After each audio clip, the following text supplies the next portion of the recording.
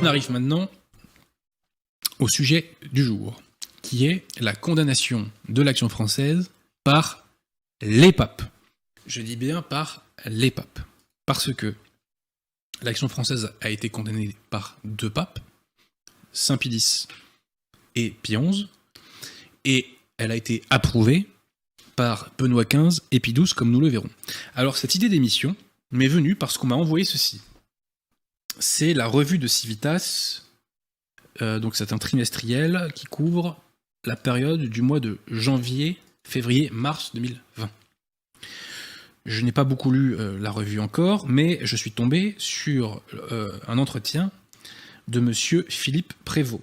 Monsieur Philippe Prévost, qui est, je crois, historien, et qui a publié 2 ouvrages, notamment, à savoir l'Église et le ralliement et la condamnation de l'Action française.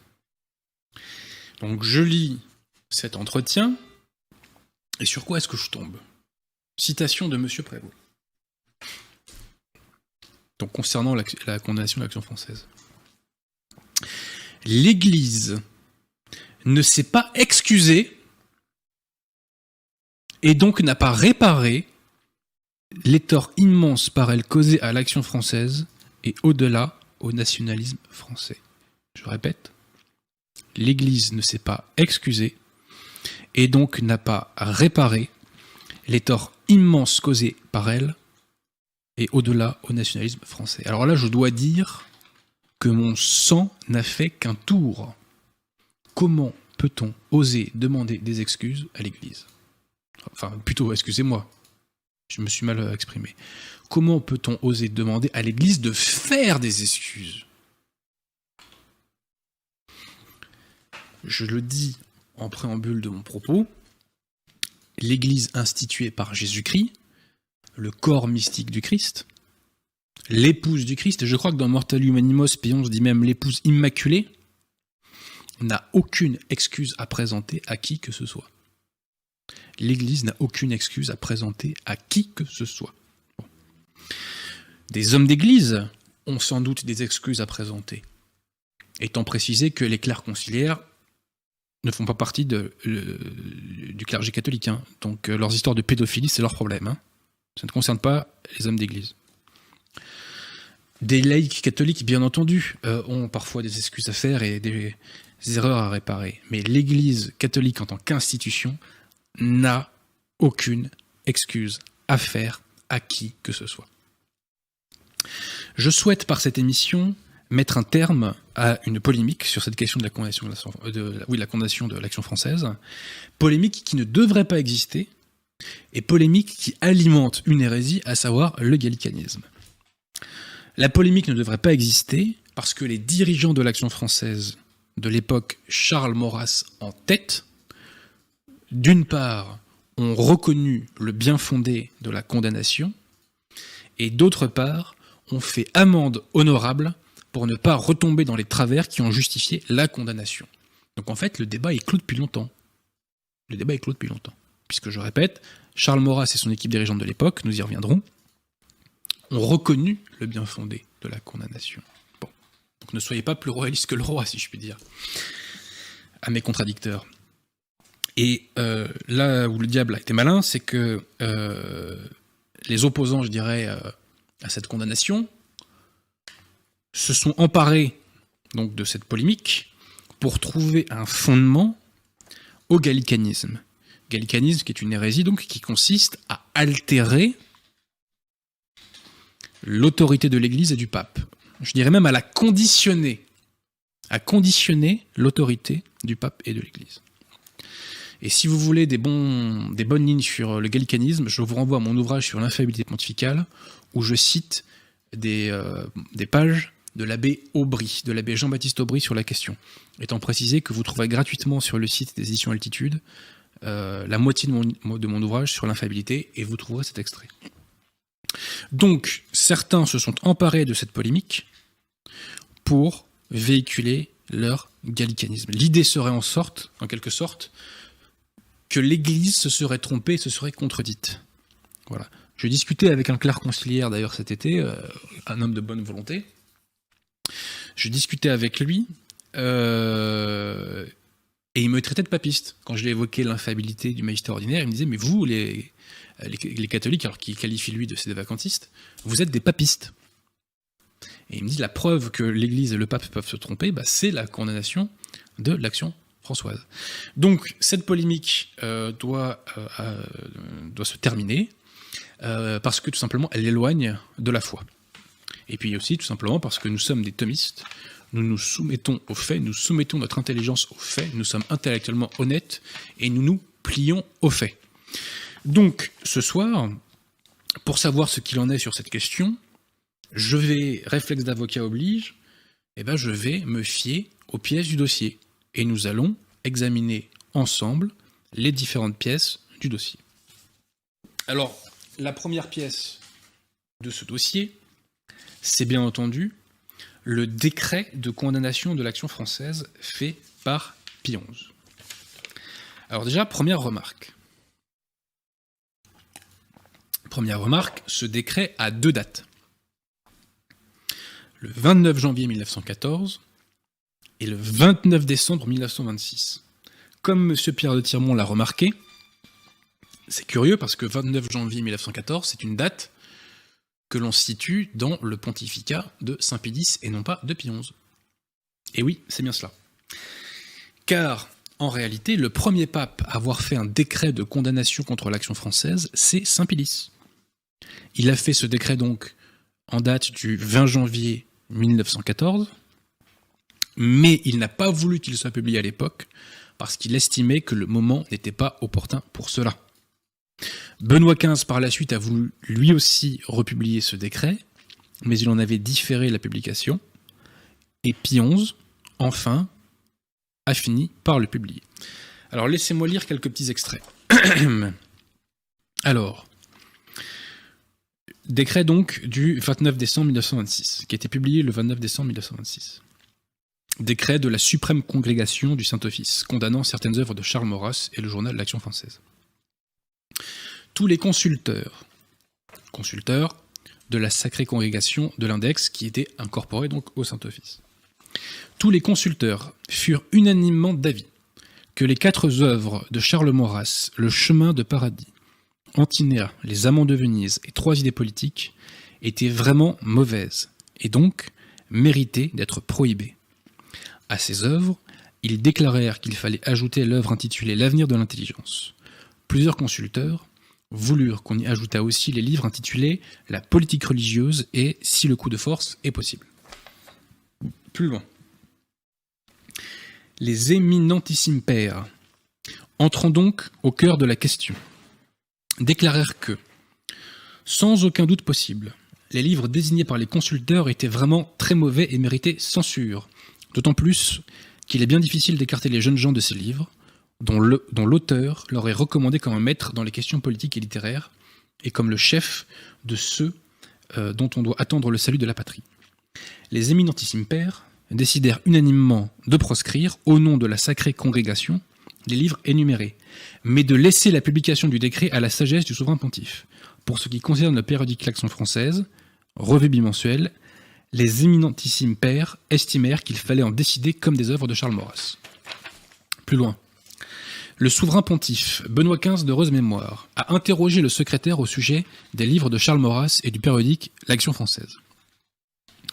Le secrétaire a rapporté en détail à sa sainteté tout ce que la Sacrée Congrégation avait fait à ce sujet, et comment son prédécesseur Pie X, de sainte mémoire, avait ratifié et approuvé la proscription, prononcée par les éminentissimes pères, mais avait différé à un autre moment plus propice, la publication du décret. Donc on voit, Saint Pie X avait ratifié et approuvé la proscription prononcée par le Saint-Office.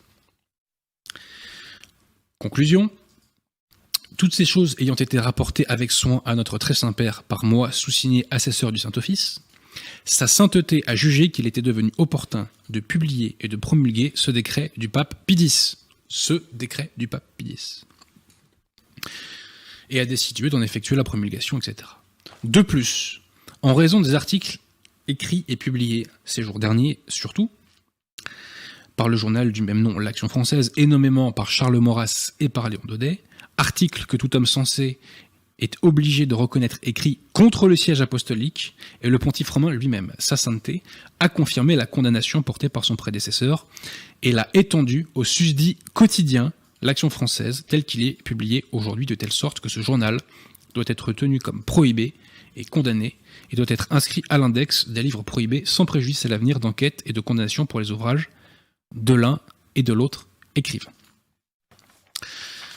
Donc, voilà, condamnation de l'Action française par ce décret, qui n'est que la reprise d'un décret de Saint Pie X, dont Benoît XV, d'ailleurs, avait songé lui aussi que Benoît XV avait lui aussi songé à publier. Parenthèse, j'ai oublié de vous le dire, mettez un maximum de pouces bleus, cela permet de déjouer l'algorithme. Monsieur Pierre Tirmont, n'hésitez pas à me le rappeler pendant l'émission. Voilà, mettez un maximum de pouces bleus pour donner un maximum de visibilité à cette émission. Donc, je reprends le fil en vous rappelant donc que Pie XI, la condamnation de l'Action française, donc, n'est donc pas, comme on nous le dit, une lubie de Pie XI, qui nous serait, qui l'aurait pris, on ne sait trop pourquoi. Non, non. C'est une condamnation qui a été longuement réfléchie, dont le premier pape a été, condamnation donc longuement réfléchie, dont le premier auteur, je dirais, a été Saint Pie X. Benoît XV a songé à la reprendre, et Pie XI n'a fait qu'aller au bout de ce processus. Donc cette condamnation n'est pas une lubie de Pie XI. Alors, ceux qui s'opposent à cette condamnation, à l'époque, ont râlé, parce que la condamnation n'explicitait pas les motifs de condamnation. Et quand on lit le décret, c'est pas faux. Ceci posé, est-ce à dire que l'Église n'a pas fait savoir à l'Action française ce qui lui était reproché? Réponse négative, puisque dans 2 documents, ce qui a été reproché à l'Action française a été très clairement détaillé. Alors tout d'abord, il faut savoir qu'au mois d'août 1926, un cardinal français, le cardinal Andrieux, a fait une lettre, une publication, dans laquelle il faisait la critique doctrinale de l'Action française. Pie XI a fait par la suite, le 5 septembre 1926, une lettre dans laquelle il loue et approuve la publication du cardinal Andrieux. Je tiens à signaler que j'ai trouvé ce document le plus simplement du monde en allant sur le site Saint-Libert et en consultant les actes magistériels de Pie XI. Et ces actes sont par ordre chronologique. Alors, quelques petites citations. Donc Pie XI nous dit « Votre éminence signale de fait un danger d'autant plus grave dans le cas présent qu'il touche plus ou moins directement, et sans qu'il paraisse toujours, à la foi et à la morale catholique. Il pourrait insensiblement faire dévier le véritable esprit catholique, la ferveur et la piété de la jeunesse, et dans les écrits comme dans les paroles, offenser la délicatesse de sa pureté. » Plus loin. C'est donc fort à propos que votre éminence laisse de côté les questions purement politiques, celles par exemple de la forme du gouvernement. Là-dessus, l'Église laisse à chacun la juste liberté. Mais il n'est pas au contraire également libre, votre éminence le fait bien remarquer, de suivre aveuglément les dirigeants de l'Action française dans les choses qui regarderaient la foi ou la morale. Votre éminence énumère et condamne avec raison, dans des publications non seulement d'ancienne date, des manifestations d'un nouveau système religieux, moral et social. Par exemple, au sujet de la notion de Dieu, de l'incarnation, de l'Église, et généralement du dogme et de la morale catholique. Principalement dans leur rapport nécessaire avec la politique, avec laquelle est logiquement subordonnée à la morale. Avec laquelle, c'est ça, est logiquement subordonnée à la morale.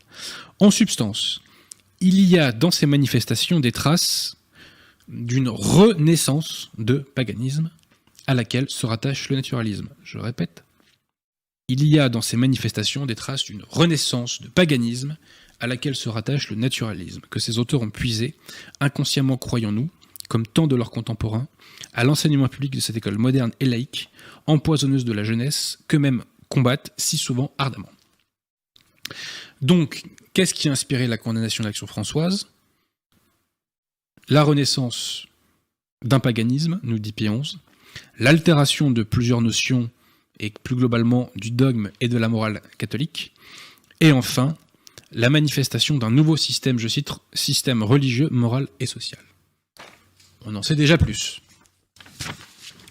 Et un autre document vient davantage encore clore le débat. Ce document est une déclaration des cardinaux, archevêques et évêques de France au sujet de la décision du Saint-Siège concernant l'Action française. Le document date de 1967. Il a été pris quelque temps après la condamnation de décembre 1926. Ce n'est pas à proprement parler un texte pontifical, mais néanmoins, ce genre de texte a été fait avec le feu vert de Pie XI. Il ne peut pas en être autrement d'ailleurs. Alors, citation. « L'école d'Action française a été condamnée, le journal L'Action française est mise à l'index. Pourquoi ? Parce que cette école reconnaît pour principaux maîtres et chefs des hommes qui, par leurs écrits, se sont mis en contradiction avec la foi et la morale catholique. Parce que cette école a pour base des erreurs fondamentales, desquelles résulte ce que le Saint-Père appelle un système religieux, moral et social inconciliable avec le dogme et la morale. Le journal a été mis à l'index parce qu'il est comme le porte-voix de l'école susdite, et encore à cause de ses articles irrespectueux, de ses calomnies et de ses injures contre le Saint-Siège, contre le Vatican et contre le pape lui-même. Plus loin. Alors là, je vais vous citer quelques griefs qui sont faits à l'Action française. Une conception païenne de la cité avec une église réduite au rôle d'agent de l'ordre public. Ceux-ci professent un nationalisme intégral, qui n'est au fond qu'une conception païenne de la cité et de l'État, où l'église n'a de place que comme soutien de l'ordre et non comme organisme divin et indépendant, chargé de diriger les âmes vers leur fin surnaturelle. Donc, conception païenne de la cité. Ensuite, autre grief, la promotion du machiavélisme politique. Il laisse aussi dans l'ombre tout un côté de la morale catholique, qui en est l'aspect le plus bienfaisant. Douceur, charité, modération, bienveillance, apostolat des humbles. Autant de vertus dont il ne parle guère. Les jeunes gens instruits à leur école rêvent d'une autre méthode d'action. Et la maxime politique d'abord, qui demeure, en dépit de toutes les explications données, inacceptables pour les catholiques, tourne vers d'autres buts leur activité. Et cette activité même, qui devrait être sagement dirigée, les maîtres de l'Action française l'exercent à réaliser par tous les moyens une œuvre politique. Par tous les moyens, formule que la morale réprouve, ainsi exprimée sans aucune restriction et que la conscience chrétienne ne saurait admettre. Autre grief, la défiance envers une autorité spirituelle supranationale. Enfin, il s'est révélé chez les disciples de cette école une absence complète de toute juste idée sur l'autorité du pape et sa compétence, un manque absolu de tout esprit de soumission et de respect, une attitude prononcée d'opposition et de révolte. Donc là, c'est pas le terme qui est employé, mais en vérité, c'est le gallicanisme qui est condamné. Ensuite, les partisans de l'Action française observent qu'il y a bien d'autres journaux qui sont dirigés et rédigés par des incroyants, dont les doctrines sont répréhensibles au point de vue de l'enseignement catholique, et qui cependant ne sont pas l'objet d'une prohibition nominale. Nous n'en disconvenons pas. Mais ces journaux n'ont pas organisé des groupements politiques, ils n'enrôlent pas leurs lecteurs dans des ligues. Ils ne les réunissent pas autour de chaires d'un institut d'enseignement. Ils ne prétendent pas faire l'éducation politique et sociale de la jeunesse. Or, c'est ce que fait l'Action française, c'est ce qui la rend particulièrement dangereuse, et c'est une des raisons qui ont motivé les mesures spéciales dont elle est l'objet. L'intervention pontificale en cette matière est parfaitement légitime. Il est évident que le pouvoir du pape ne cesse pas de s'étendre à tout ce qui regarde la foi et la morale, alors même que l'on y mêle des questions politiques. Le pape est ici sur son terrain. Il agit comme pasteur d'âme, il a le droit de parler, de commander, et les fidèles lui doivent entière soumission. Nulle autre attitude n'est acceptable de la part des catholiques. Voilà. Le document est un peu plus long, donc je ne vais pas tout vous lire, mais tout ça se retrouve en quelques clics sur le web. Donc on le voit, les griefs faits à l'Action française sont en réalité parfaitement connus.